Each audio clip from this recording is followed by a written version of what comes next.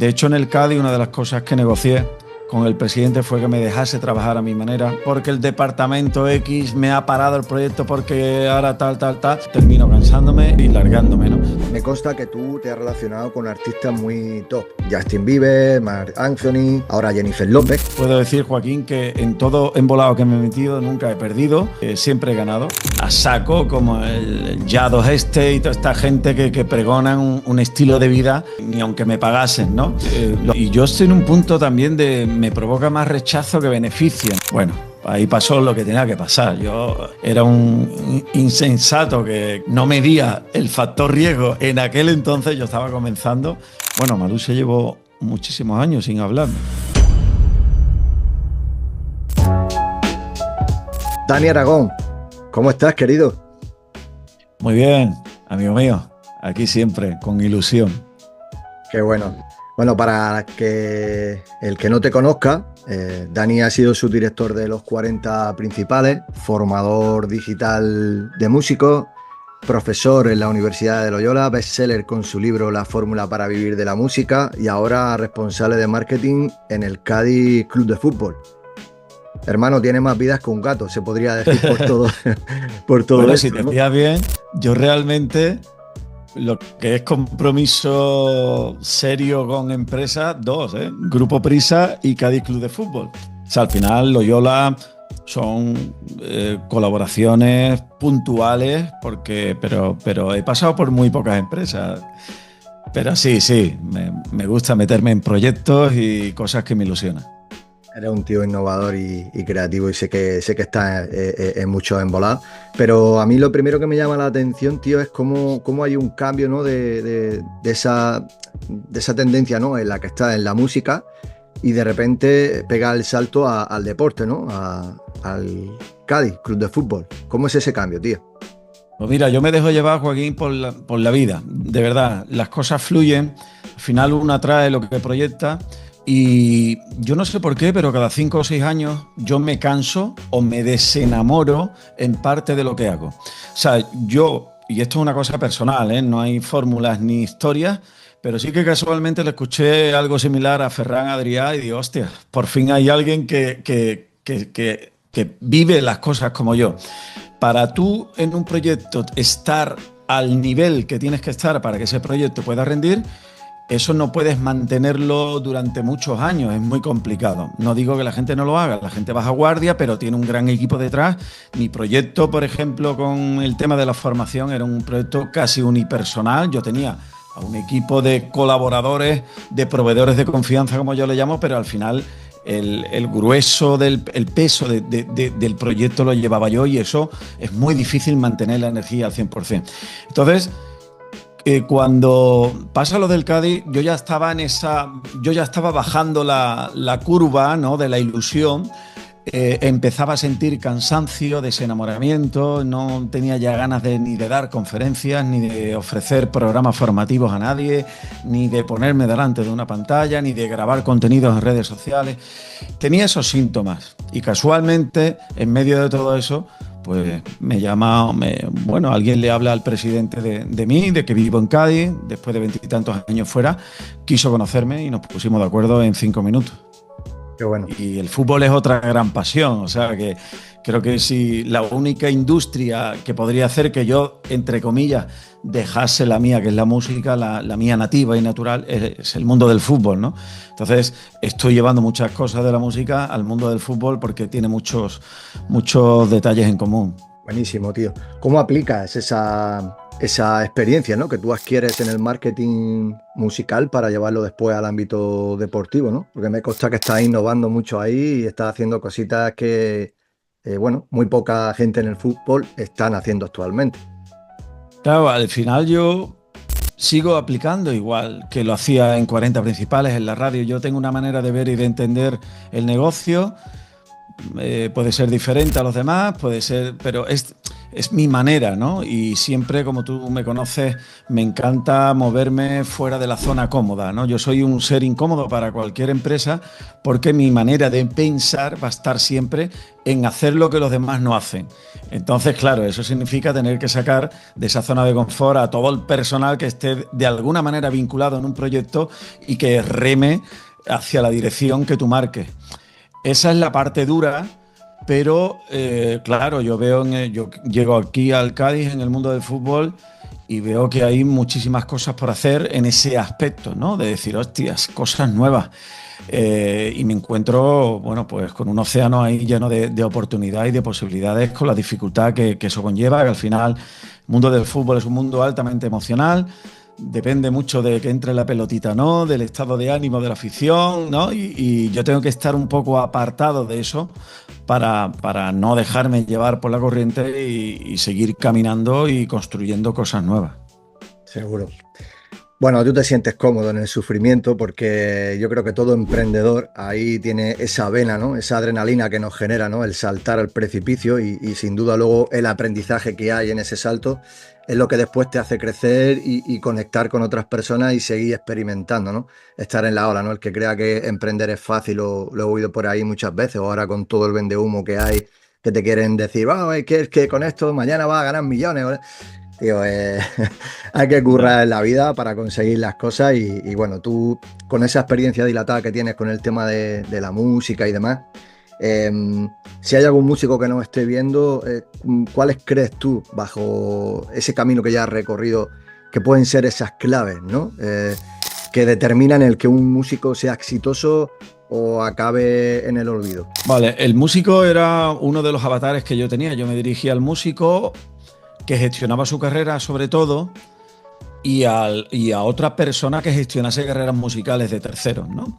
Para más o menos entendernos. Pero en ese aspecto lo único que puedo decir que yo percibo es que ahora la música está más democrática que nunca, cualquiera puede, pero más difícil que en cualquier otro momento del pasado.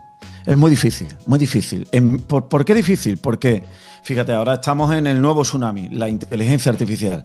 Y ahora hay un montón de miles de artistas de mentira que intentan, a través de su personaje, mostrar canciones que hacen con herramientas de inteligencia artificial, tal.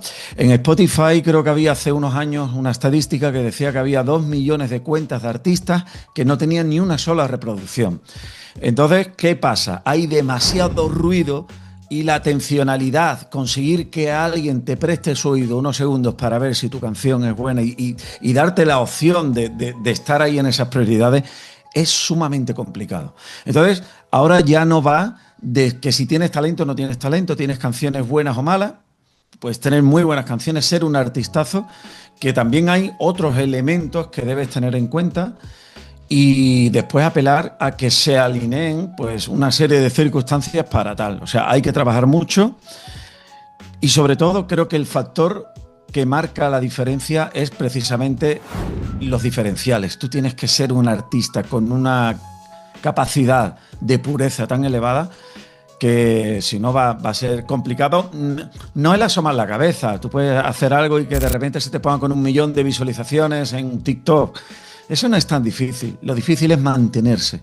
Y para mantenerse tú tienes que tener un storytelling muy potente. Y sobre todo hay un elemento que el otro día lo hablaba con un amigo que tenemos en común, que es ¿cómo yo se lo dije a él que no me sale ahora esa palabra?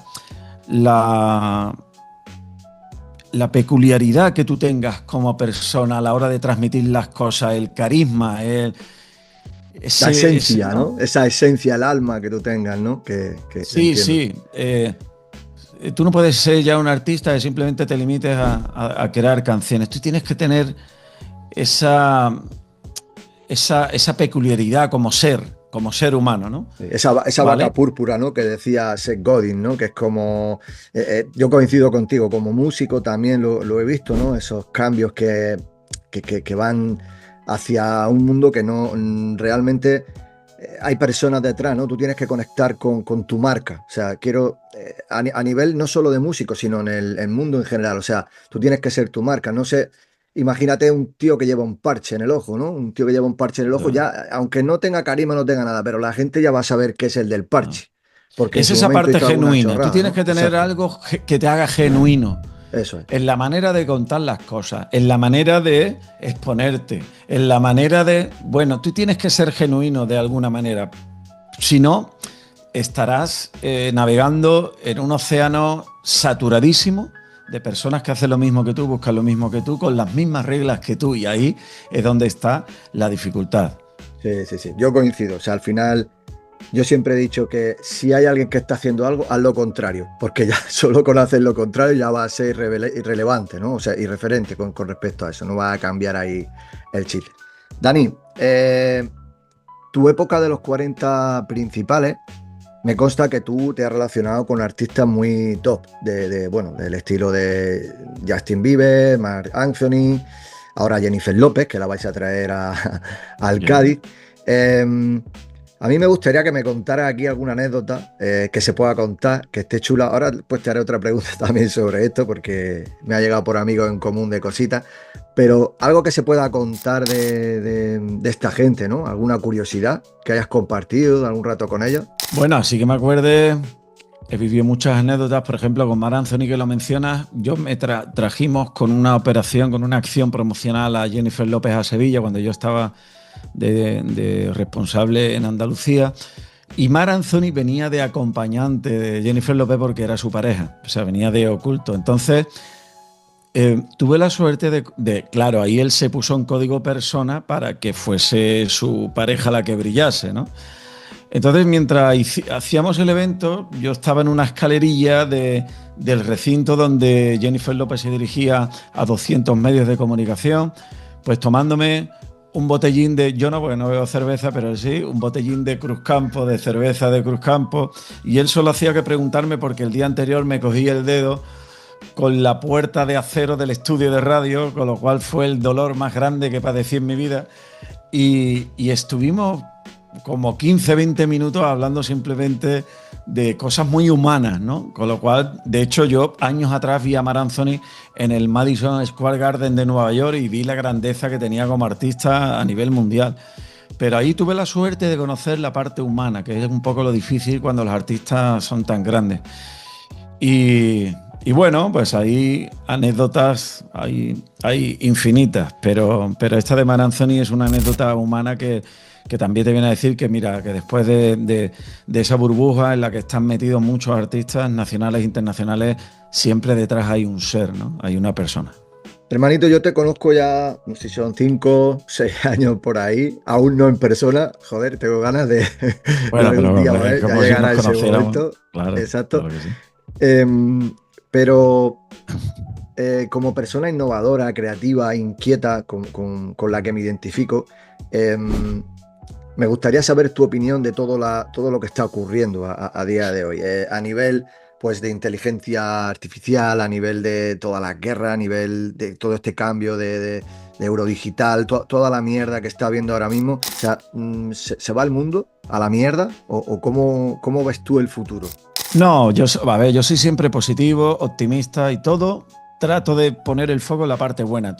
Lo que sí que está pasando es que cada vez hay más olas que llegan en un periodo más corto de tiempo y que te obliga a estar constantemente readaptándote a la sociedad.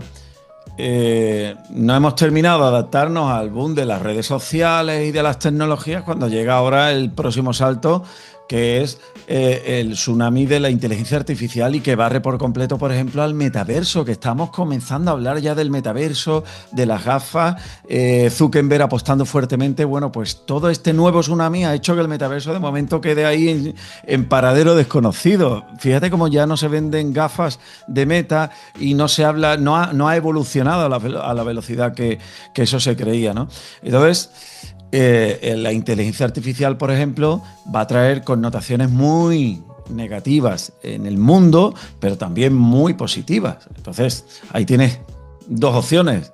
O te posicionas aquí o aquí. Si te arrastras, evidentemente, tendrás consecuencias serias y lo que estamos obligados ahora mismo y más que nunca es a estar constantemente reciclando nuestros conocimientos. Que yo, por ejemplo, lo vengo haciendo, eso es uno de mis mandamientos, ¿no? Pero es que ahora es de obligado cumplimiento. Yo creo que hasta un funcionario va a estar obligado a estar adaptado porque en cualquier cambio se queda fuera de todo contexto social y eso es muy, muy grave. Sí, 100%. Hablando precisamente de la IA y tú como visionario que eres y en el club de Cádiz, bueno, hemos empezado a colaborar como agencia para llevar la inteligencia artificial al deporte, ¿no? Te has adelantado, yo creo, a mucha gente, pero por esa capacidad que tú tienes de adaptarte, ¿no? Camaleónica, que siempre ha sido algo que te ha caracterizado, ¿no? ¿Podrías contarnos cuál es tu visión, ¿no? Y cómo vamos a ser pioneros o vais a ser pioneros en el Club del Cádiz para llevar las reglas del juego de la IA a otro nivel? ¿Cómo va a ser el futuro? ¿Cómo ves tú el futuro, ¿no?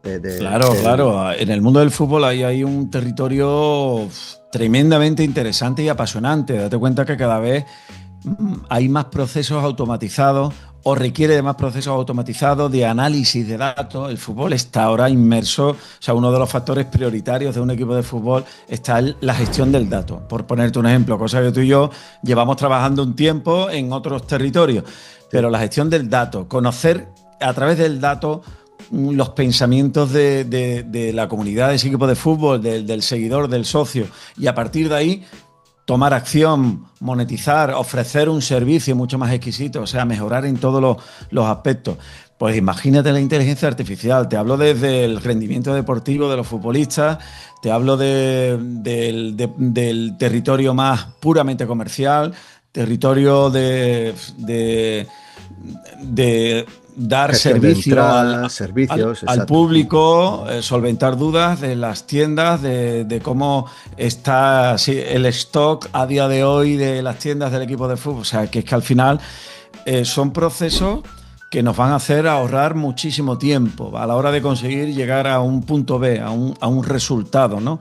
Pero siempre con la coyuntura de que un ser humano tiene que estar ahí para darle al botón de salida y sobre todo para rematar siempre la jugada en la que la inteligencia artificial esté involucrada. Buenísimo. Ya os traeremos familia más adelante, cómo vamos a implementar todo esto, que seguro que dará para otro podcast, seguro. Totalmente. Dani, vamos a cambiar de paradigma. Vamos a hablar un poco de los hábitos, ¿no? y de la productividad, que a mí me gustaría conocer cómo tú aplicas en tu día a día, ¿no? Esos hábitos que sueles considerar fundamentales, digamos, ¿vale? Para lograr ese éxito y sostenerlo en el tiempo. No hablo ya de meterte en vasijas de hielo ni cosas de estas que están ahora tan de moda y tal, que bueno, no dudo que funcionen, pero bueno, yo soy más natural y me gustaría saber cómo personas como tú lo aplicáis. Es que al final, Joaquín, lo que vemos en las redes sociales, y yo estoy en un punto también me provoca más rechazo que beneficio, ¿no? O sea, al final lo que es que la gente cuenta como la percepción perfecta de lo que ellos creen que es lo que tienen que transmitir, pero esa no es la vida, ¿no? Y al final tú tienes que llevarte las cosas a tu terreno y hacerlo como tú consideres que lo tienes que hacer. No hay fórmula encasinada concreta. Entonces, yo sí que considero que, por ejemplo, para tener un alto rendimiento en el mundo de las empresas, de los negocios, etcétera, etcétera, tú tienes que tener un equilibrio en tu vida. Tú tienes que cuidarte, tienes que hacer deporte, tienes que comer, pero no significa que estés a saco como el Yados y toda esta gente que pregonan un estilo de vida que bueno, yo no lo, vamos, ni aunque me pagasen, ¿no? Lo respeto, que cada uno haga lo que sea, pero yo tengo mi manera de ver y de entender. Yo, por ejemplo, practico el boxing, el boxeo, y es mi forma de hacer deporte, de soltar toda esa energía quemada que todo ser humano tiene dentro, de lograr desconectar por completo del día a día. Pero después he logrado blindar espacio de tiempo para mí, salvo cuando me encuentro en picos elevados. Yo, por ejemplo, trabajo fuerte todas las mañanas, ¿vale? Y trato de liberar todo lo que pueda la tarde. y en la tarde trato de estar en paz, o sea, en paz. Ahí es donde meto el deporte, que si me quiero ir a la playa, vivo a 100 metros de la playa en Cádiz, disfruto de un estado de paz y de tranquilidad. Es lo que me pide el cuerpo y a partir de ahí esa paz es lo que luego me lleva a tener la mente siempre lúcida de aprender. En ese espacio de tarde donde hago, entre comillas, tareas o cosas mucho más placenteras, meto también el autoconocimiento. O sea, siempre estoy aprendiendo cosas nuevas. Llevo un año y pico invirtiendo en desarrollo personal, en conocer todavía más cómo funciona mi mente y ahí me lo dedico a eso, ¿vale? De manera bueno, que yo me veo como un coche que tengo un tanque de gasolina, la gasolina la trato de gastar gran parte del tanque en la mañana y por la tarde voy mucho más diésel para que el coche gaste menos y no me deje tirado a mediados de la tarde,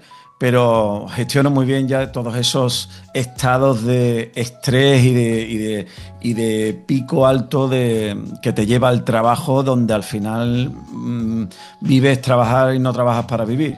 O sea que he llegado afortunadamente a ese punto.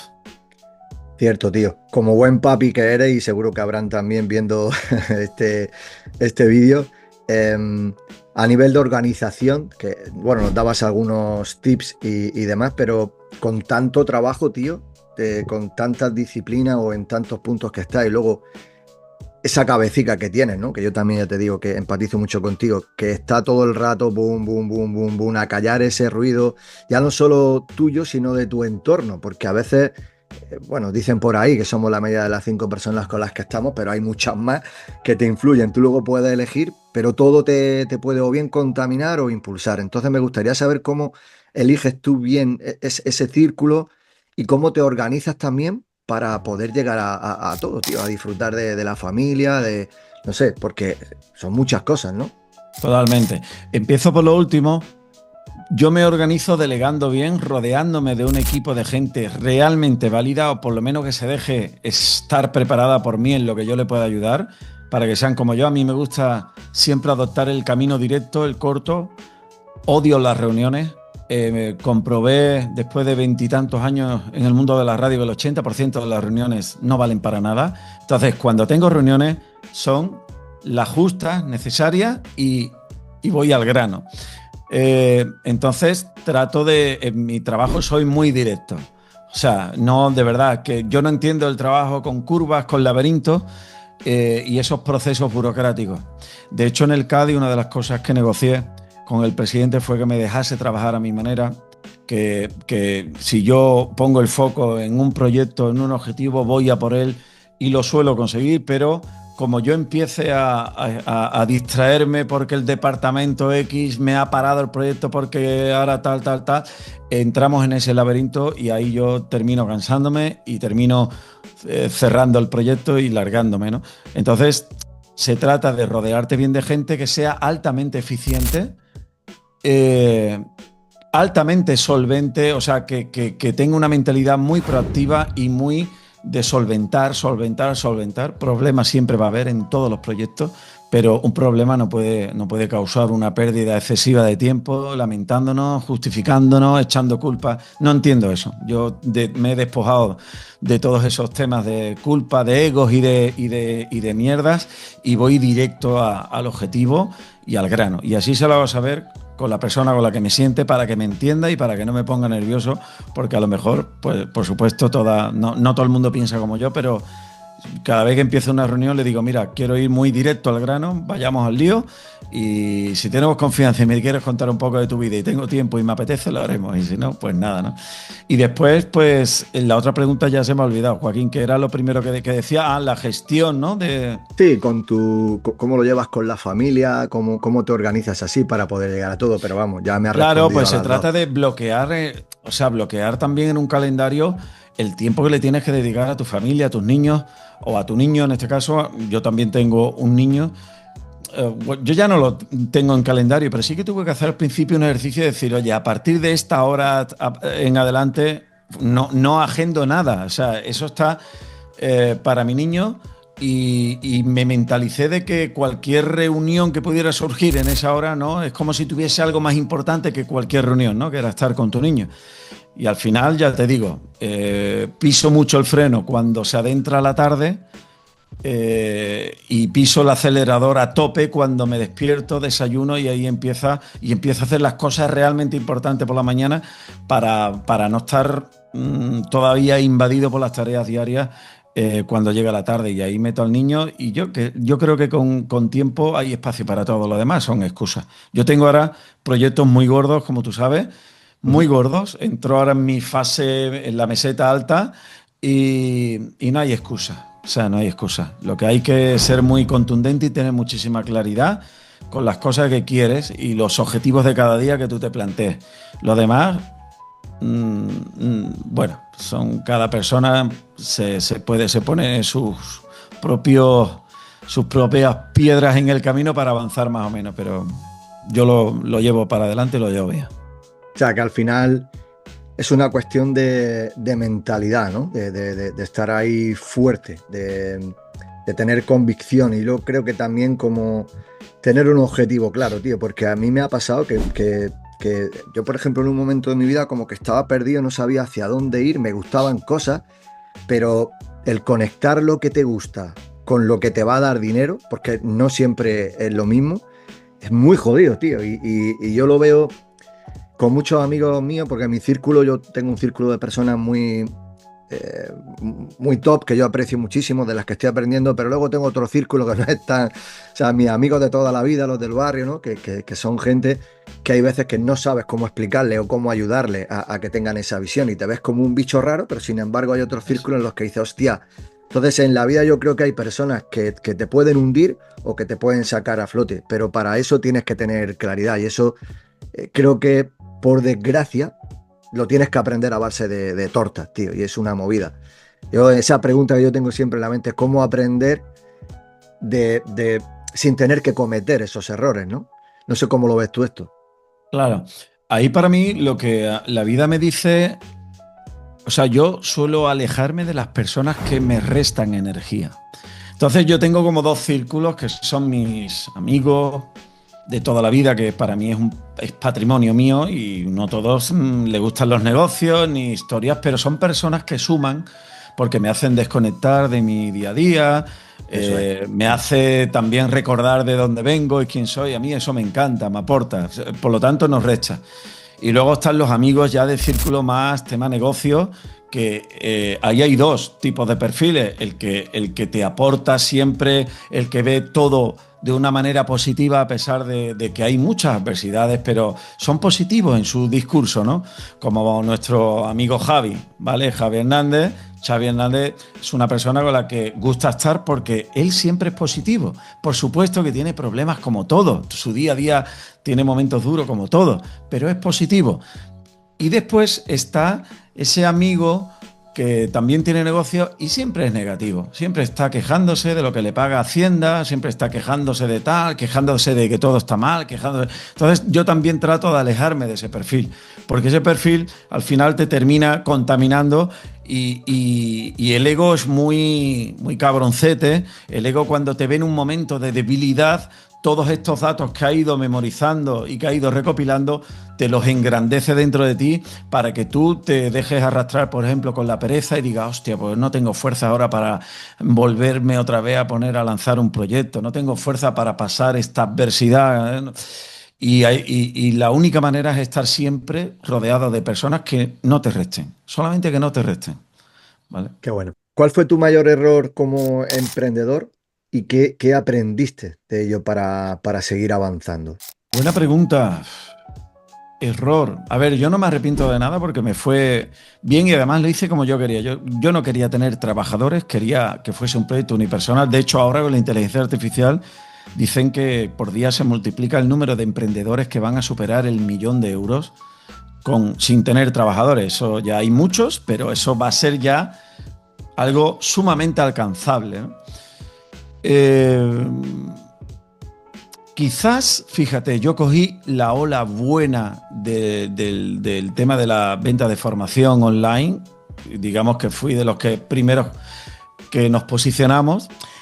Y a lo mejor quizás pequé de no apostar más fuerte, ¿no? Por esa ola para llegar a más y generar más.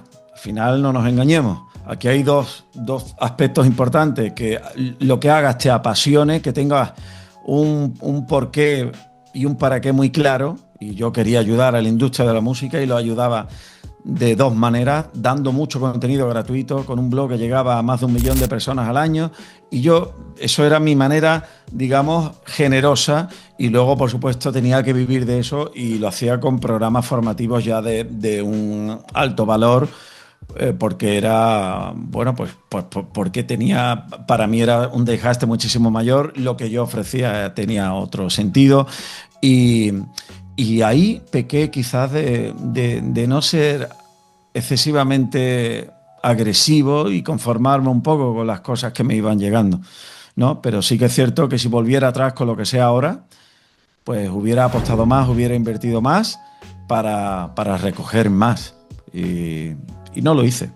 Pero bueno, aún así, puedo decir, Joaquín, que en todo embolado que me he metido nunca he perdido, siempre he ganado. Hablo a nivel económico, ¿no? Y a otros niveles siempre se gana. Hasta de los fracasos más absolutos siempre se gana. Pero yo no me he arruinado nunca, nunca he estado del negativo. Siempre, cuando me he metido en un proyecto de cero y con poco, he ido consiguiendo y consiguiendo resultados positivos. Y bueno, no sé si es suerte o no, pero de momento yo no puedo decir en un discurso que me he arruinado, afortunadamente. Hermano, eso tiene una palabra y se llama currante. Aquí por lo menos en Murcia, ¿no? Un currela, un tío que tira para adelante, pica piedra y no hay nadie que se le ponga por delante que pueda frenarlo, ¿no? Dani, estamos terminando ya con la entrevista. Me quedan muy poquitas preguntas. Pero me gusta mucho el salseo, tío. En el mundo este que vivimos, pues el cotilleo le da ese toquecito gracioso a las cosas, tío. Que parece que nos lo tomamos todo demasiado en serio, y al final las redes también están aquí para entretener.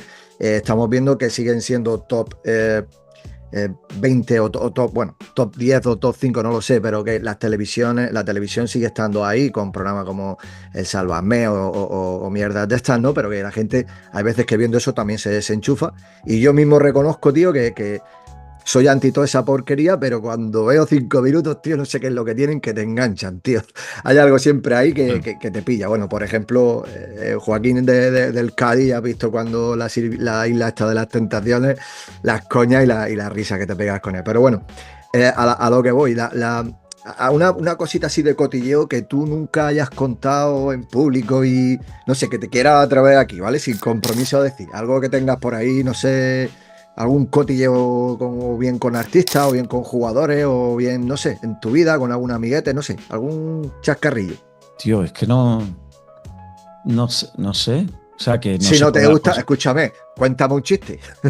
Algo que tú veas gracioso, tío. No me sé ni un chiste, no te lo voy a negar. No, te voy a contar una anécdota que cuento mucho en círculos cerrados. Más que cotilleo, es una anécdota. Porque de cotilleo yo igual, como estoy tan alejado de eso, al final uno escucha lo que quiere escuchar y no... Siempre de los artistas, pues uno vive, pero yo respeto muchísimo la parcela del artista. Y, por ejemplo, si ha estado enamorado de una y eso no ha sido público y no sé, son cosas de cada persona.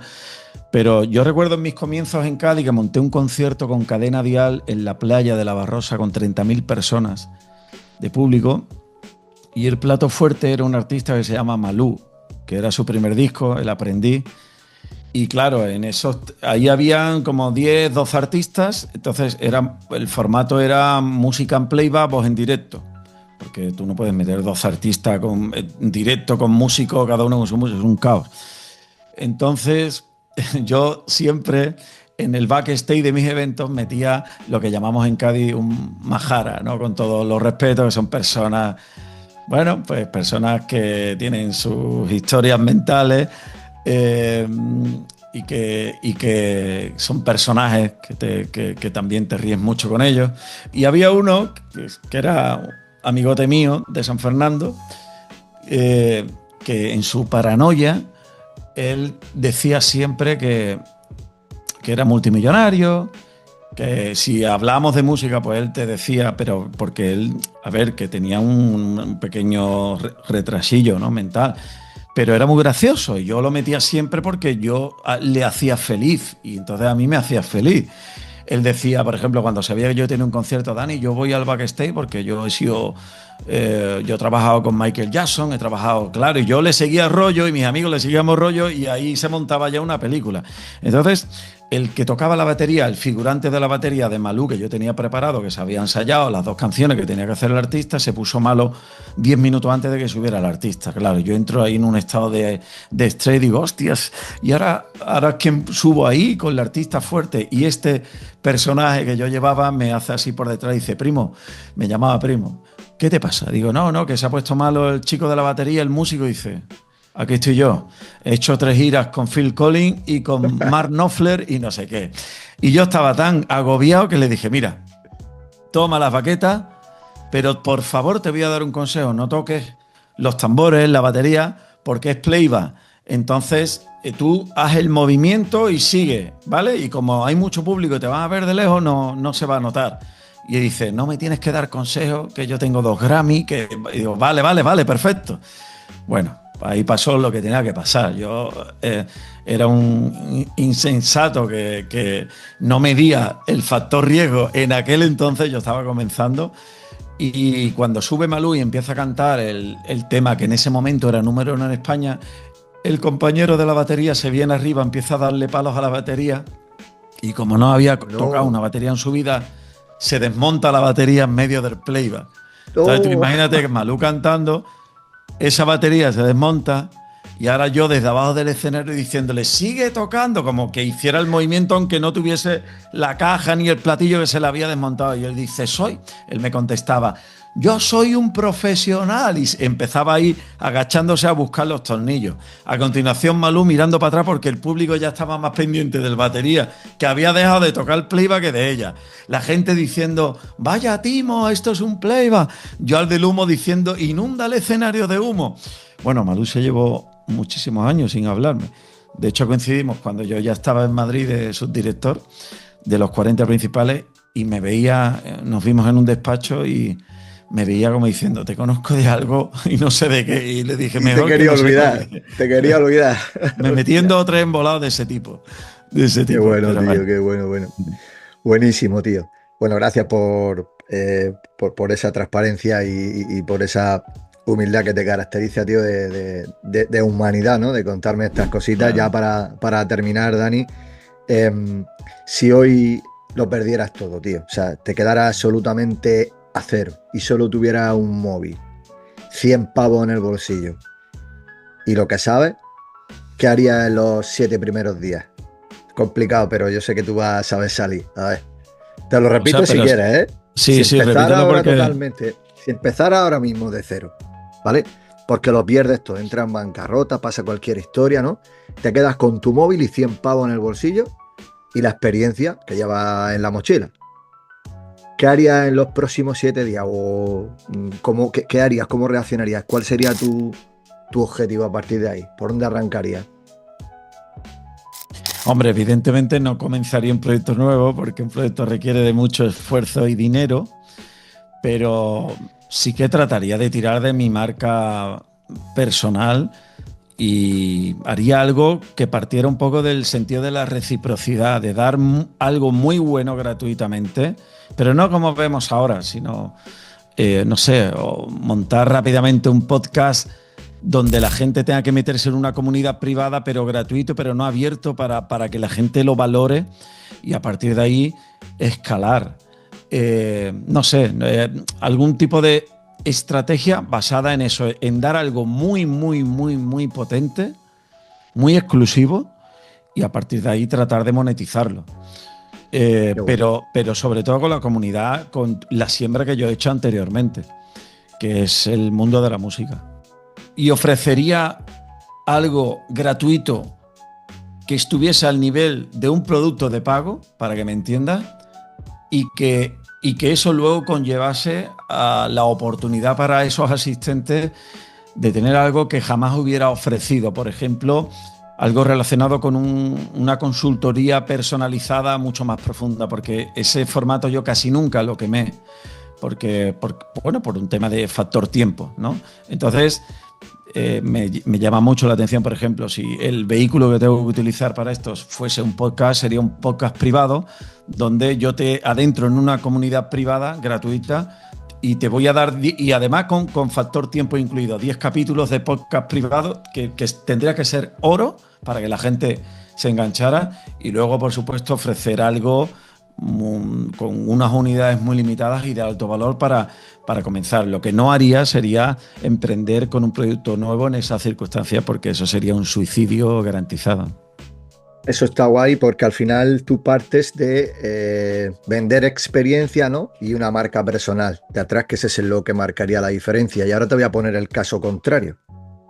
Si no tuviera esa mochila ya de herramientas, si no hubiera caminado y tuviera el recorrido que tiene, para una persona que quiere emprender y empieza 100% del cero, con todo este ruido que hay ahora mismo, que ya no sabe dónde ir, si hacerte funnelers, si hacerte afiliados, si hacerte inteligencia artificial, o sea, no sabes por dónde tirar, ¿cómo, o sea, y esta es tu última pregunta, ¿cómo harías esa recomendación?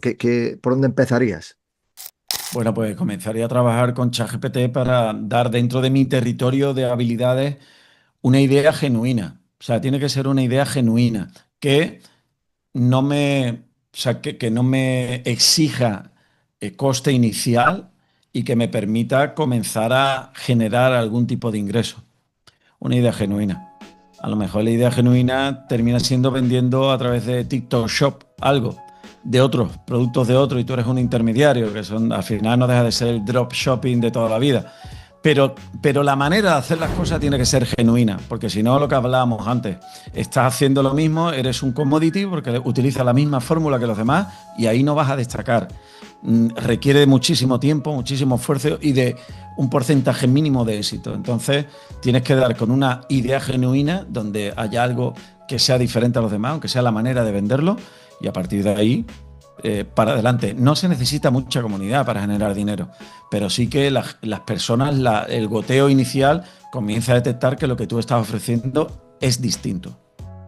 100%, o sea, es lo que se suele llamar como muy rollo etéreo, el Ikigai, ¿no? De toda la vida. O sea, primero entender bien cuáles son tus habilidades o qué es lo que te gusta, porque también yo me encontré en ese camino de emprender por conseguir dinero, ¿no? Y ahora la moneda de cambio es el tiempo. Entonces, si tú inviertes tiempo en algo que no te está llenando o que personalmente no te satisface o no va contigo, al final choca con tu personalidad y inviertes tiempo como cuando vas a trabajar en algo que no te gusta, ¿no? Que muchas personas, por desgracia a día de hoy, están en esa situación porque esclavos, lo digo así como entre comillas, pero han elegido ese camino porque nos han educado en la seguridad, en ser funcionarios, en tal, y, y es complicado, ¿no? El salir de la caja. Dani, te agradezco muchísimo, tío, este ratico. Creo que has aportado súper valor, tío, y espero que la gente que nos esté viendo se lleve esas pepitas de oro o bloques de oro, porque en algunos casos también lo has soltado. Yo me lo he pasado muy guay, tío. Espero que hayas disfrutado de la entrevista y sobre todo, pues, volver a verte pronto por aquí, tío. No sé si quieres comentar algo antes de terminar. No, nada, que ha sido un placer, que se ha pasado el tiempo volando. Al final, cuando estás con gente con la que te sientes a gusto, las horas son minutos. Y para los que nos escuchan, de verdad que se atrevan a hacer las cosas. Al final, por la educación que la mayoría hemos tenido, nos da un miedo terrorífico a equivocarnos. Y yo me he dado cuenta que la equivocación es uno de los factores más determinantes. O sea, el llevarte la equivocación a tu terreno hace que tú el día de mañana tengas muchas más opciones de conseguir lo que te propongas. El no perderle o sea, el no tener miedo a la equivocación y seguir respetándola como lo respetan, ¿no? Y al final ahí es donde está la clave. La gente no se atreve a hacer cosas por miedo a equivocarse, ¿no? Y equivocarse hoy en día, con los tiempos que vienen, va a ser un factor determinante, convivir con la equivocación y bueno, pues es un consejo, porque en España todavía el tema del emprendimiento lo vemos como de gente rara. En Estados Unidos es lo normal. Si no eres emprendedor, eres un fracasado o fracasada. Y tenemos que cambiar las tornas para no depender únicamente de lo que el gobierno pueda llegar a proponer, que con todo mi respeto es una opción o debe ser una opción más, pero en España tiene que haber muchos más emprendedores. Querido Dani, muchísimas gracias, tío. Nos vemos prontico. Un A abrazote muy ti, fuerte. a ti amigo, Chao, chao. abrazos.